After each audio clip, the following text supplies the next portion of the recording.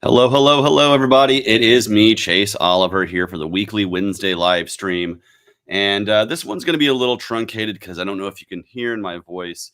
Little nasally, a little congested. So I'm going to leave this to basically just kind of two topics today.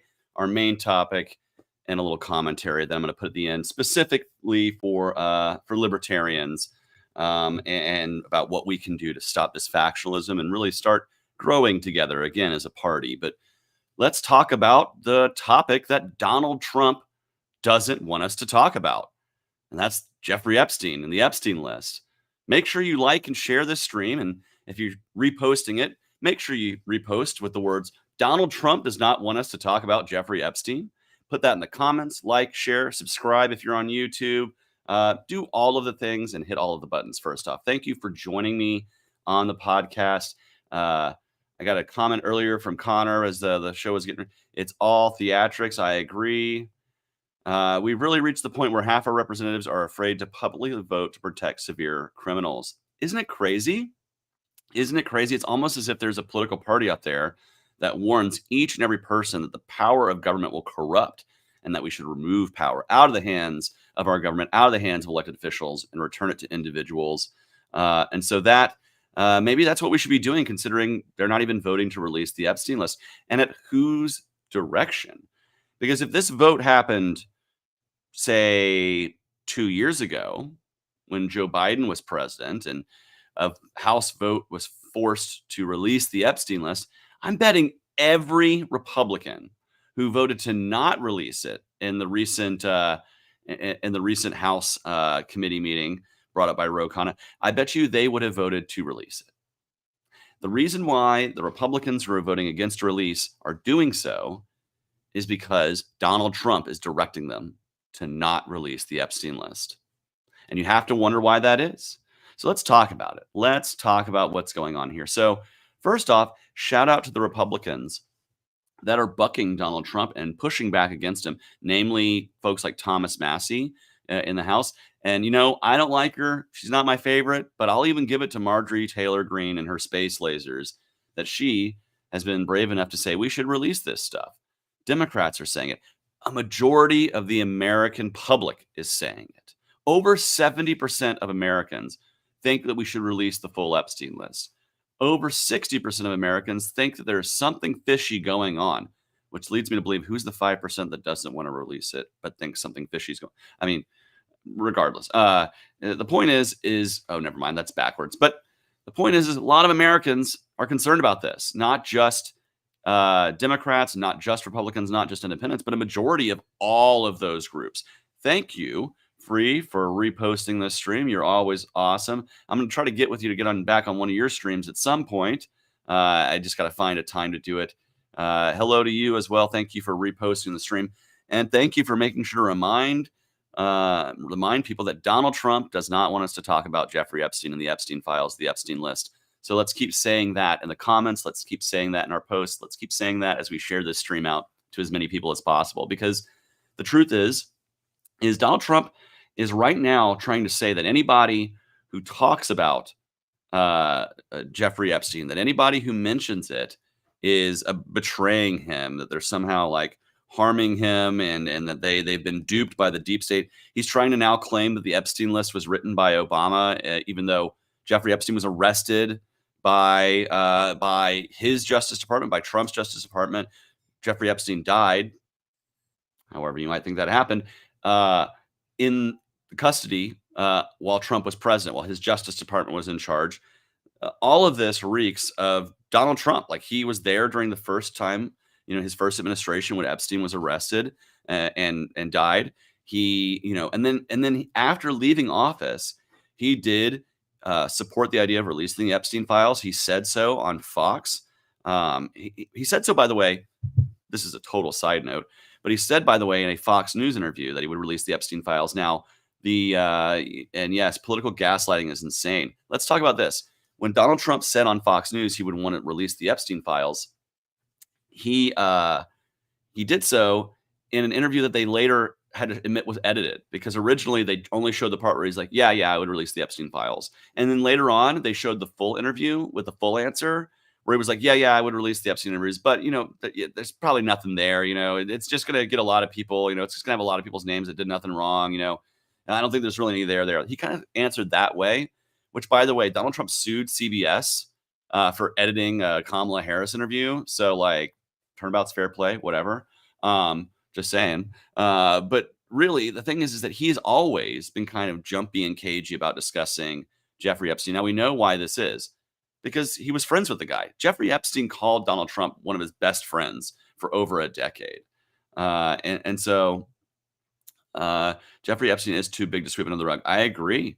You know what? I'm gonna go ahead and stream these comments so that you guys can see them in the lower right hand corner. I might pop a few more up as this goes along, but feel free to keep commenting about this. But the truth is that Donald Trump's always been a little cagey about discussing Jeffrey Epstein. But after he left office the first time, many people in the MAGA kind of sphere of influence, in the far, in the kind of the right or the far right, who supported Donald Trump, who wanted to see him being reelected, they pushed the idea that there was names on this list that needed to be released, that there was something that needed to be released, that there was a there. And Donald Trump pushed that idea as well. So did, even after being elected this past time, he had a whole big, photo op at the White House where he gave a bunch of influencers binders that said, Jeffrey Epstein Files Phase 1, and his Attorney General Pam Bondi is going up there saying the files are on my desk. And now they're totally trying to gaslight you and tell you that's not what they were saying. That's not what they meant.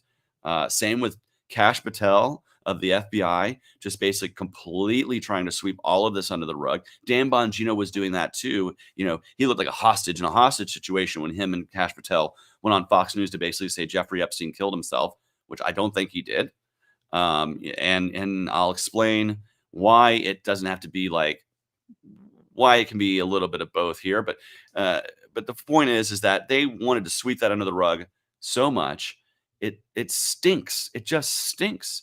And we need to reveal this. And this is just proof positive that Donald Trump and his administration is the same as any other administration. They will shout from the rooftops when they're running for office that we need to expose the wrongdoers. We need to see what's going wrong. We need to expose the rot.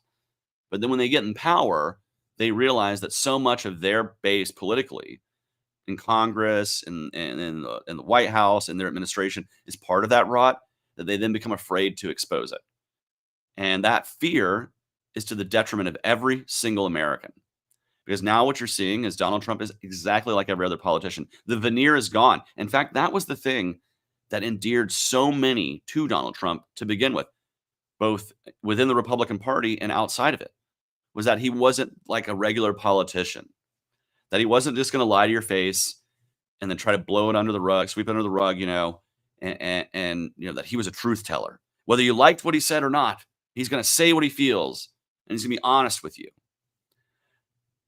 Is the rhetoric that's been coming out of Donald Trump the last few days, both in person and on his social media platform, Truth Social, have those things seemed real honest to you, or does it seem like somebody who's really doing his best to try to avoid talking about something that everyone wants to talk about? What's going on here? And I think what we need to be seeing is an exposing of this. I'll tell you right now, I'm one of the candidates for office in 2024 who had no fear of being on the Epstein list at all. Why? Because I'm not connected to the rich and powerful. I don't have huge political power that I was using to sway influence. I was running to actually take power out of the hands of government and return it to people. That makes me an enemy of powerful people, because powerful people, they take and use government many times to take power for themselves at the expense of the average person, at the expense of the individual. And a lot of people in government do the exact same thing as well. And so I was running to expose that and to try to bring about liberty. That's what I was running on. So I would never be on any kind of list like that. Why? Because I'm not rich and powerful. The rich and powerful on lists like that. And that's why Donald Trump hung out with Jeffrey Epstein.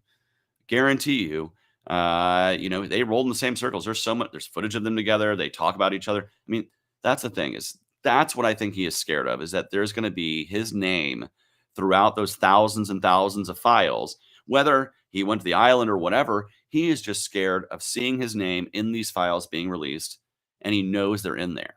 and he knows that deleting them would people would notice these deletions, I think.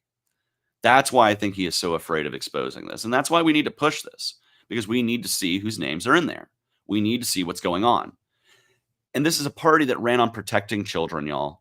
This is a party that ran on, we have to protect the kids. We have to protect the kids.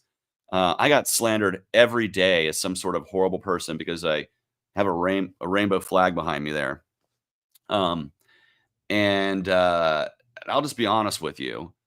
If you are going to say we should just forget about Jeffrey Epstein, I don't think you're really caring about protecting young people.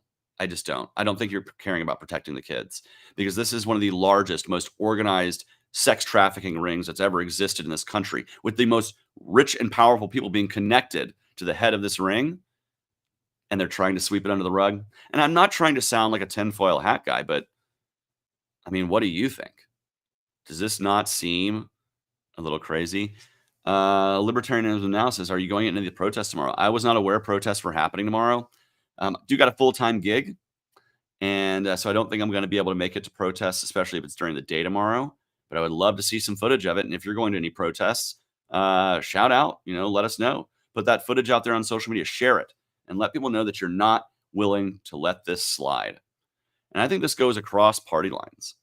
I don't think this is a Republican or a Democrat or an independent or a libertarian thing. I think this is just a common decency thing that we have been told for years about how evil this guy was and about the horrible things he did. And then now it's just like, oh no, let's not talk about it. By the way, Ghislaine Maxwell, she's still alive. Yo, the House needs to be compelling her to testify. We need to be seeing what's going on. Let's get some questions answered here. Let's do it. I'm not afraid of the truth, and I don't think you should be afraid of the truth either. The people who are in power, they're the ones who are afraid of the truth. And somebody said to me, well, what if this exposes so many people that it completely just destroys everything, like it completely topples the Republican and the Democratic Party? My answer to that is yes. Yes. If this guy was so well connected to so many people that his horrible actions would bring down the entire apparatus of our country, that's not a government that deserves to exist to begin with. And we can reorganize and do something better. Period. Period. And that's the truth. Thank you. Trans kids equal child abuse to some people, but human trafficking was nobody cares, especially when it happened over decades with the most rich and powerful people. That should worry you. That should worry you that you've been distracted by culture war issues that affected, unless your kid is, having gender dysphoria, it doesn't affect you at all. But this affects everyone, because not only were there many, many victims, but there were many, many perpetrators. And we're being told that there was no client list. One of the most rich and powerful financiers, who also was a powerful sex trafficker, they have no records, even though there's thousands and thousands and thousands of pages of documents that were allegedly investigated while he was being arrested and charged, not convicted, because he did die. I want to get back to that. The people who are like, Epstein didn't kill himself, the naysayers will say things like, oh, well, they showed footage of his cell and nobody went in or out. Never mind the fact that it's now being shown that footage has been altered. And if you really wanted to be straightforward, you should be showing the raw footage, unaltered, whatever. That's not happened. And there were excuses for that. But also, it's not like you have to walk in and kill the guy to kill him. What you have to do is put him in a position and put the pressure on him to do it himself, which is what, I think that's a very plausible theory. There's a reason why there was no one in his cell. There's a reason why there was no guards watching him. There's a reason why they gave him the ability to do it. And you don't think they were like, hey, man, you're in a real bad way. There's only one way out of this, and you know what it is. There's only one bad way out of it, right? And I think they might have pushed him to do that. I think this is something that's very important. And I shouted him out earlier, but I'll shout him out again. Massey has a bill to release the files into the space today to get visibility. Absolutely good. We need to see a release of all this stuff. I want to see what's going on here as much as possible. Now, of course, Remember, any information we're going to get, it's already been combed through. But that's that's not an outside the plausible theory of how Epstein died.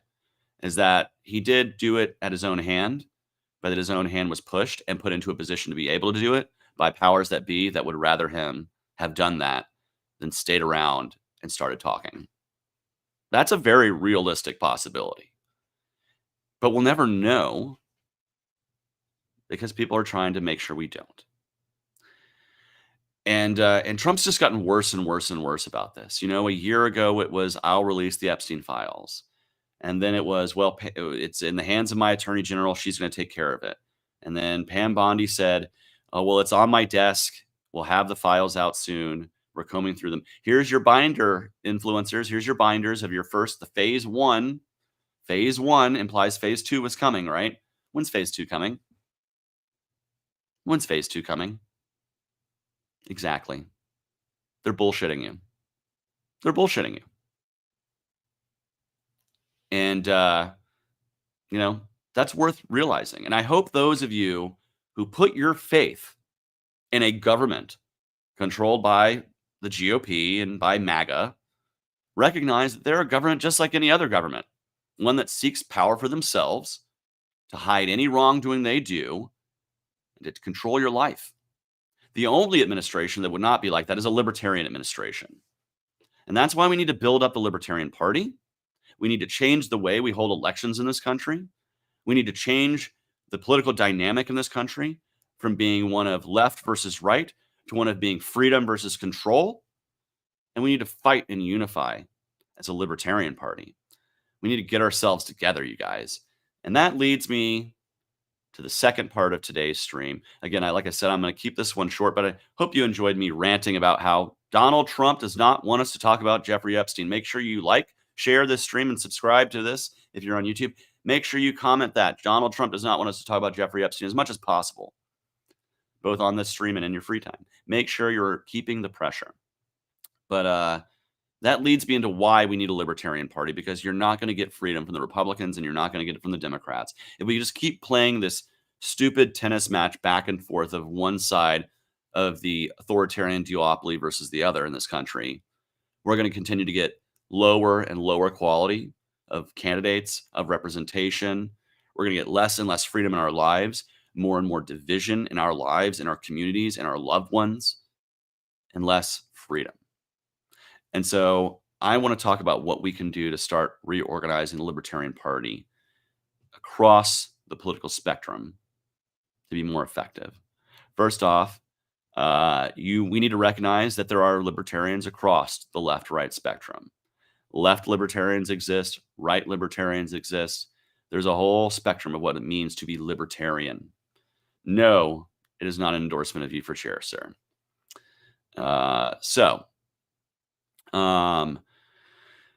But we need to unite across the left-right spectrum, recognizing there are left libertarians, there are right libertarians, that there are libertarians who are going to believe and have policy positions that you might disagree with also as a libertarian, that there are libertarians that are hardcore, extreme maximalist libertarians. There are libertarians who are casual constitutionalist libertarians. There are libertarians across the spectrum. I'm sick of us only pandering to people on the right, to be honest. I think we have honestly gone further in the direction right of marketing than the left. I think we need to be better about going across the spectrum, being an umbrella for liberty. And this also means not just across the left-right spectrum, but anything that is below that bar of the y-axis there, anything below that is in the libertarian sphere needs to be welcome in the broader libertarian umbrella and ultimately the Libertarian Party. And that means there are going to be people who are more hardcore libertarian than me and people who are less. I'm a minarchist. I know that we have anarchists in the party. There are already people who are more maximalist libertarian in terms of saying have no government of any kind whatsoever. I'm a minarchist, minimal government. There are others across the spectrum that are more across that. The classical liberals, the even just constitutionalists who just want the government to just be so limited that it actually acts within the Constitution, which is something it has not done for a very long time. And so I think we need to stop with the infighting so much. And I know we hear that all the time, right? We need to stop with the infighting, stop with the infighting. I'm saying this to my folks on my side of this too. We got to get it to work, man. If we don't get to work, this party's going to fade away. Just a warning. It's a warning to both the new folks, the old timers who have been around for decades. I don't want our party to fade into irrelevancy. I worked so hard as a candidate because I wanted to at least maintain where we were at. And I think I did that. I got about the average of what libertarians have gotten running for president across the years, minus the outliers like Joe Jorgensen and Gary Johnson and Ed Clark. Everyone else about, between 0.4 and 0.6% of the vote. And that's where, the average has been. So I felt like I did a good job of at least putting a good face in 2024, trying to maintain where we were at, speaking our philosophy in a way, even if it was a year that was not prime for third parties. It's like the lowest share of votes for third party candidates in a generation in 2024. And we still did about the average. But the party skeleton function, like the internal workings, are really in need of repair. We've had a hollowing out over the last few years of staff, of volunteers, of membership, of donors. And we need to start listening to them instead of telling them what we think. We need to be doing a huge listening tour as a party. And to that end, the topic of my next week's stream is going to be about what we don't communicate well as libertarians. What policy areas do we feel we're the weakest in? And what can we do to do better about that? What areas do we feel like we're miscommunicating and not firing and getting with the average voter out there to understand about libertarianism? What can we do to improve our image so that more people find us attractive and a door worth walking through? Then get serious. You're like literally missing. Listen, end the genocide. End what's going on over there. Absolutely. I was an anti-war candidate. I've been an anti-war activist for over 20 years. Every time I made an appearance, every time I spoke to media, every time I was on a debate stage, I reminded people not just of what's going on in Gaza and Israel, but the warfare state that we spread around the world. But I do agree. We need to do a better job of clarifying what our foreign policy means and pushing a peace-based foreign policy with seriousness and with tenacity, and talking about what we're going to do to create peace in that region. And that does not involve backing people with arms. It means backing those who want to embrace together and find a peaceful future, whether they be Israeli or whether they be Palestinian. There are individuals in that region, in both communities, that are sick and tired of firing rockets at each other, killing the children by the thousands in Gaza over the years. They want to see the end of the violence, and we need to be supporting those voices instead of the government voices like Netanyahu, and of course the violent voices and the Palestinians that represent them. We need to be pushing the peaceful voices in both. But we'll talk about those things next week. But I want you to, if you have an idea of what you think we need to talk about a little bit better, I put it out on Twitter, on X. I'm going to I put out a similar Facebook post as well. But feel free to DM me on either of those platforms, something that you think we don't communicate well, that we need to do a better job of, whether it's a policy that you feel libertarians have been weak on communicating, or a policy we're great on, but just don't communicate well enough. Let's talk about those things next week. That's going to be the topic of next week's stream. I'm going to try to see if I can find a couple of guests within the Libertarian Party to join me to talk about those things. Stay tuned for that. That's going to be probably a longer stream next week. I'm going to try to go, since I'm only going about 25, 30 minutes tonight, we'll try to go at least 90 minutes next week, since I try to keep these things to an hour. I feel like I owe you guys 30 minutes of time, and this will be one we can deep dive into. So plan for that next week. I'll be back next week, Friday night, or not Friday, Wednesday, Jesus Christ, Wednesday night at 9 p.m. Eastern. I will be here, hopefully with some guests, to talk about this issue, to talk about what we can do as a party to communicate better. But really what we need to do internally is find those things that we can do better, namely donor stewardship and support, listening to the membership and responding to those things, and finding ways to grow ourselves organically through positive action, encouraging people to go visit their city council meeting, their county commission meetings, their legislative sessions, to be active, to be an activist for liberty. We need to get off of the stream. And I know I say this I know I'm saying this on a live stream. We need to get off the internet, but we do. But I think, ultimately, I'm gonna finish with this because I see two comments here that are great. But first, am I familiar with Lily Wu? She is a libertarian. I don't know a ton about her. I do know she kind of ran as a libertarian, but without the, all of the Libertarian Party of Kansas supporting her. But I don't know a lot about her. I would love to meet her next time I'm in Kansas. Hey, next time I'm there, I'll try to make that happen because I always love meeting libertarian elected officials. And a mayor of Wichita, Kansas, I believe she has the largest constituency right now of any libertarian elected in the country. And so it'd be good to speak with her, try to reach out to her. I encourage the Libertarian Party to do that. Now, here's the two things that I want to talk about. People, by and large, good, says James. And Connor says, no, human nature is selfish and evil. I want to kind of say I agree with a little bit of both.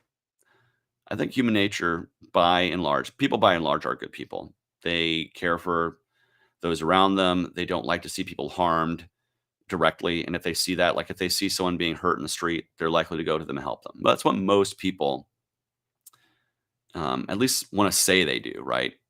Even if their own interests get in the way many times. And that's when the human nature is selfish part comes into this. Human beings are, by their own nature, very self-involved. The self-interest motive is the greatest motive. It's why communism is kind of, especially state communism, is a total dream that just is unattainable.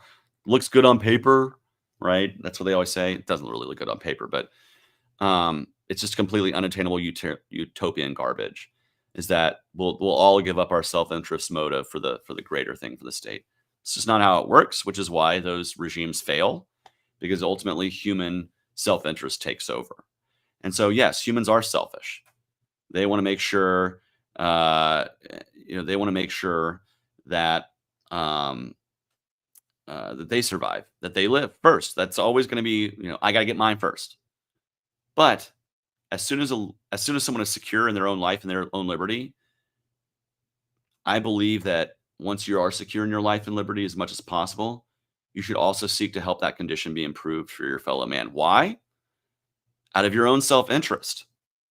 If we free up the market, it helps you even if you're not a business owner. Why? Because a free market is better to create more efficient transactions, trade, lower prices, improve efficiency in the marketplace, improve the outcomes.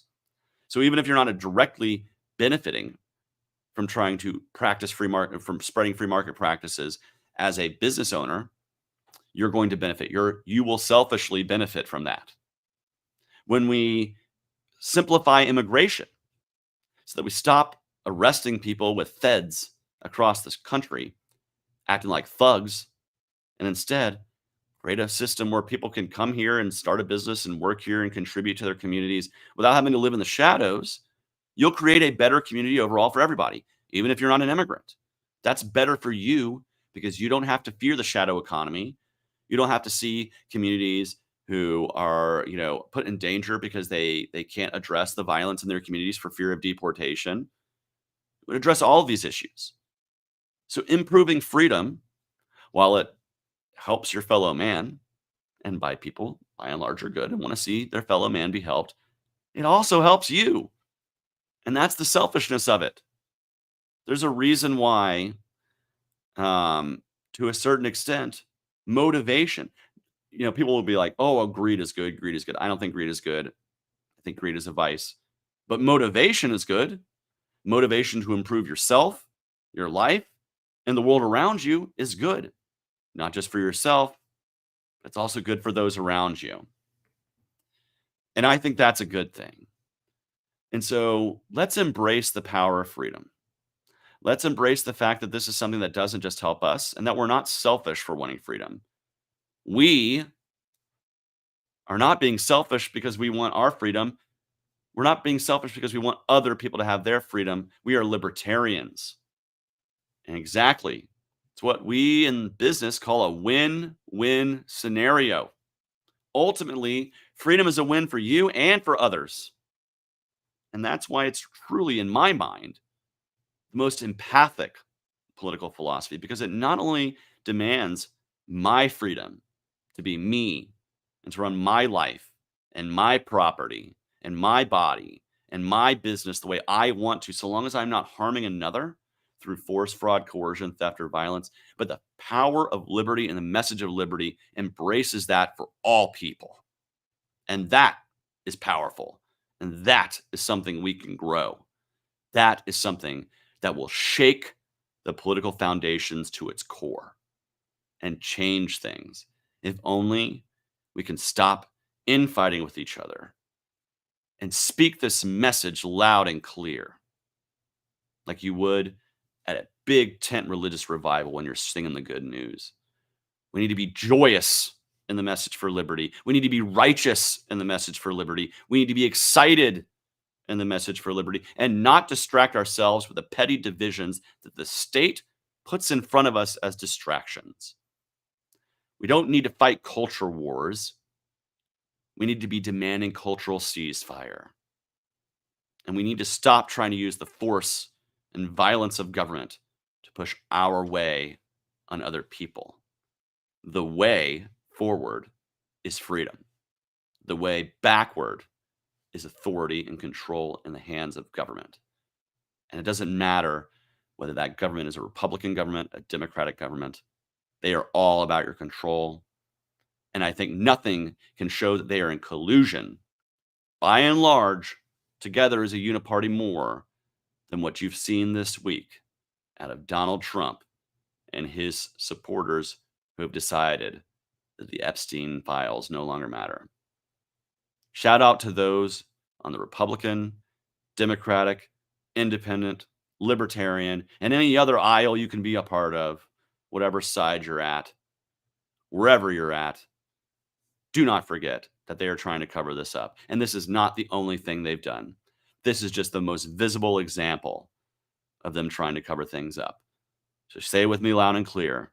Donald Trump does not want you to talk about the Epstein Files. Make sure you keep talking, because when the government wants you to be silent, the best thing you can do is scream. Thank you for everybody who's joined me on the podcast tonight, the live stream rather. We're going to start having more and more content rolling out in the next few weeks. You can always support this show via the Patreon. Please make sure you do. It does help us. I'm looking to invest in better equipment, a better studio setup, and to improve the show by adding more guests, more graphics, more music, everything else to make this live stream and other future podcasts and live streams look awesome, as well as some other creative projects, including a book and a graphic novel that I'm kind of starting with. So you want to help out creative endeavors with me, as well as help these live streams, join the Patreon. We are getting Patreon content soon. Yes, building fins up. We are going to get Patreon content soon. I will be putting up a poll in the next week as to what the first official Patreon exclusive podcast / live stream is going to be. It will be a riff track of me commenting on one of my 4 favorite films from the 90s, and you guys get to choose which one's first. The 4 contenders are Clerks, Mallrats, Hackers, and Empire Records. So stay tuned for that. That'll be coming out in the Patreon soon. Join the Patreon to be part of that, as well as we'll be getting a Discord set up in the next month or so. I'm doing things slow, you guys. It's just me right now, but we're going to have some production partners rolling in the next few weeks. So shout out to that. Stay tuned for that. Thank you so much for everybody who's watching, and peace, love, and liberty to everybody. Y'all have a good night. Y'all have a good night.